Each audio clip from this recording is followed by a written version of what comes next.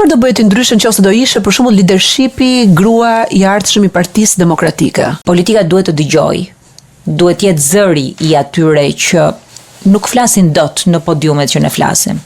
Kam takuar prindër që kanë fëmijët me autizëm dhe më ka prekur në një mënyrë që nuk besoj që mund të më prekte një ngjarje. Prindërit e Jonës, të cilët rrisin një vajzë me autizëm të nivelit 4, për mua janë heronj.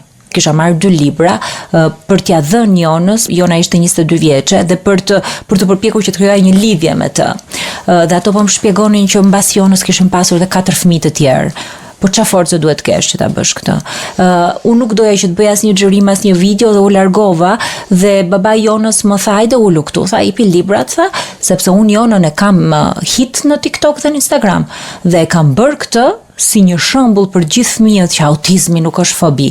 Unë nga ajo ditë kam ndryshuar edhe në pikpamjet në shumë gjëra. Edhe në pikpamjen e mundësisë që ne duhet t'i japim këtij grupi, por edhe në pikpamjen e 2 prindërve heronj, që kur ankohem për veten time për 3 fëmijë që ndoshta zgjohem herët, që gjithë ditën duhet jem përveç se punës dhe shtëpisë, atëherë them mos fol, se ka të tjerë që kanë këto sfida. Subscribe në kanalin Klas Media në YouTube.